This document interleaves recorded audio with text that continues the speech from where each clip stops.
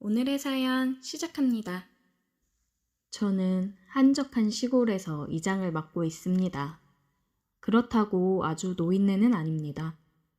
내 나이 55 한창이죠. 시골은 원체 젊은 사람이 없다 보니 제 나이 정도면 한참 일할 때입니다. 도시 생활 한참이던 40 중반에 교통사고로 와이프를 잃고 상심이 너무 커서 애들 대학 보내고 도시 생활을 접고 고향으로 내려왔습니다.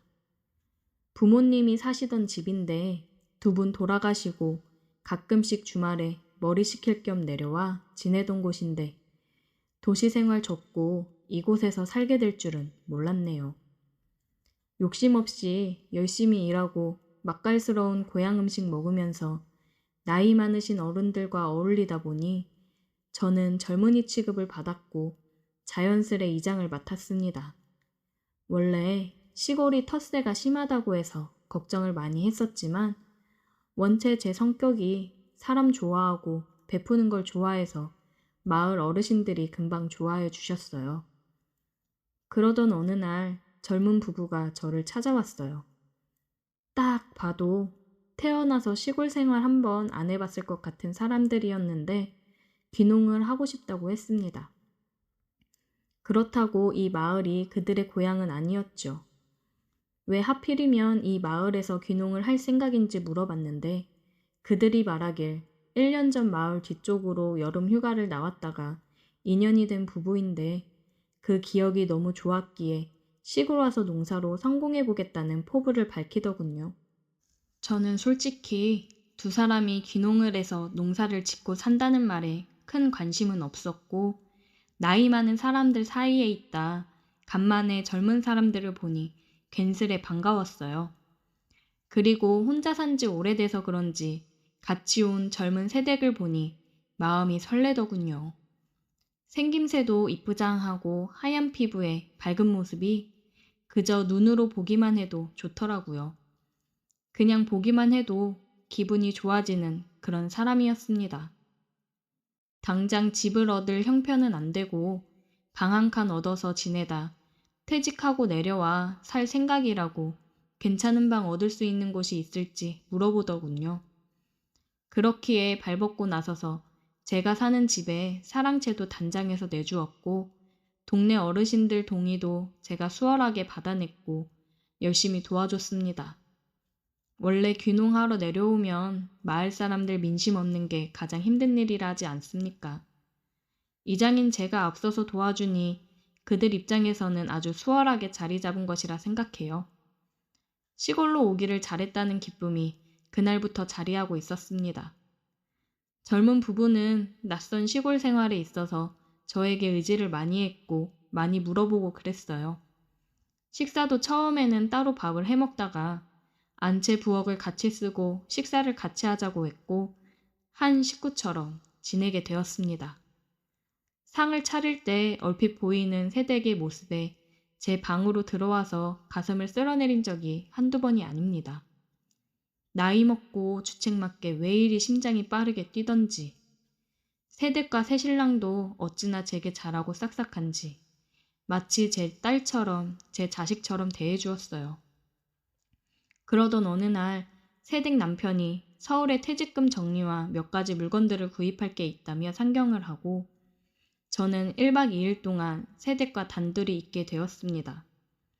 그날 마을에서 소 한 마리를 잡았다고 해서 고기 몇 근을 얻어 집에 와서 구워 먹었죠.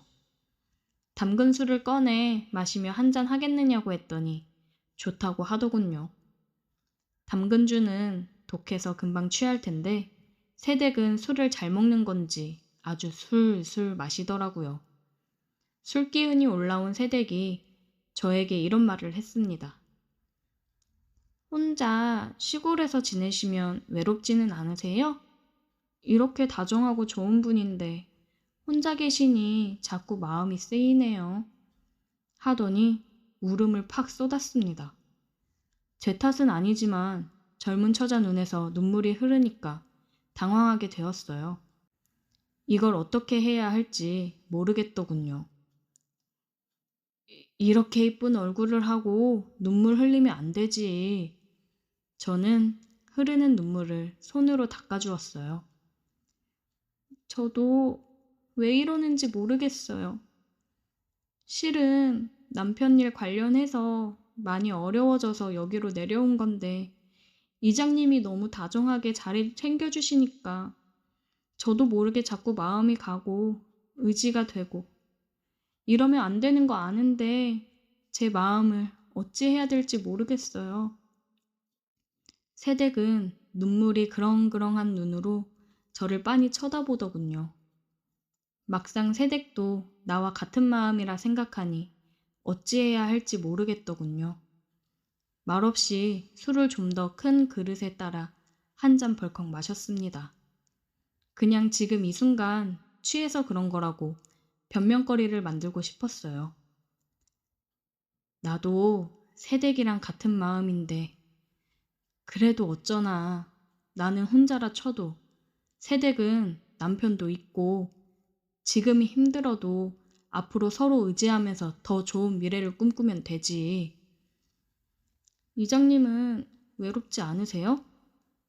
오늘은 남편도 없는데 우리 술도 너무 많이 취했고 그냥 눈 한 번 감고 저 안아주면 안 돼요? 어차피 우리 내일이면 아무것도 기억 못할 거잖아요. 작정하고 저를 유혹하는 새댁을 저는 밀어내지 못했습니다. 어느 누가 이렇게 앞에서 유혹을 하는데 넘어갈 수 있을까요? 우리는 내일 모든 걸 잊기로 하고 입을 맞췄습니다. 이게 얼마만의 여자와 입맞춤인지 입맞춤으로도 저는 날아갈 듯한 기분이었습니다. 그렇게 우리는 방 안의 얇은 이부자리에서 서로를 안았습니다. 내 앞으로 평생 여자와 다시 해보는 날이 올 거라고는 생각도 못했었고 특히 이렇게 젊고 예쁜 새댁과 하게 될 줄 누가 알았겠습니까? 정말이지 황홀 그 자체였습니다. 우리는 다음날 한 이불에서 눈을 떴습니다. 숙취 때문인지 평소보다 눈이 늦게 떠지더군요.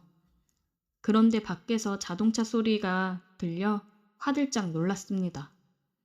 얼른 옷을 주워 입고 새댁은 방 안에 있던 쟁반을 하나 들고 나갔어요. 당신 왔어? 생각보다 일찍 왔네. 일이 생각보다 일찍 마무리됐어. 근데 쟁반은 뭐야? 아, 밥 먹고 커피 한 잔 타서 이장님 갖다 드렸어. 당신은 밥은 먹었어? 휴게소에서 간단히 먹었어. 들어가자. 밖에서 두 사람의 소리를 듣는데 가슴이 철렁거렸습니다.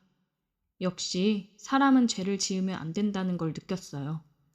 그리고 우리는 그날 밤이 너무 좋았던 나머지 그날 하루로 끝을 낼 수 없었습니다. 새댁 남편이 없는 날이면 우리는 몰래 사랑을 나누고는 했습니다. 집에 있을 땐 제가 아는 사람 없는 장소로 가서 사랑을 나누곤 했어요. 끊을 수 없는 지독한 관계였습니다. 아무것도 모르고 허허 실실 웃으면서 저나 새댁한테 잘하는 새댁 남편을 보니 괜스레 미안해지긴 했지만 저도 어쩔 수 없는 이기적인 사람이었습니다.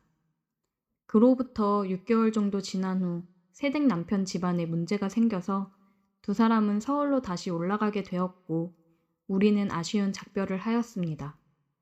가끔 문자로 서로의 안부를 묻다가 너무 보고 싶은 마음에 약속을 잡고 서울로 간 적도 있습니다. 그 몇 달 새 새댁의 얼굴이 많이 어두워졌더라고요. 부부 사이에 문제가 있다고 말하며 힘들어 했습니다. 새댁이 농담식으로 제게 이런 말을 한 적이 있습니다. 나 이혼하고 아저씨한테 갈까? 그 말에 힘없이 웃기만 하던 저였습니다. 그때 용기를 내서 뭐라고 대답을 했었다면 어떤 결과가 있었을지 모르겠지만 나이 차이도 많이 나는 새댁과 그러면 안 될 거라고 생각했어요. 제가 아무런 말이 없자 새댁은 말도 안 되는 소리에서 미안하다고 하며 그렇게 우리는 헤어졌고 6개월이 지난 지금까지 그녀에게서는 아무 소식이 없네요. 같이 살던 집에서 혼자 멍 때리고 있다 보면 어느 날 갑자기 그녀가 대문을 열고 환하게 달려올 것 같은 느낌이 있습니다. 이렇게 마음이 깊어질 줄 알았다면 그때 새댁이 용기 내어 꺼낸 말에 나에게 오라고 자신있게 얘기해 줄 걸. 그게 너무 한이 되네요. 기다리다 보면 새댁이 다시 연락을 해줄까요? 저는 하염없이 새댁이 오기를 기다리고 있습니다.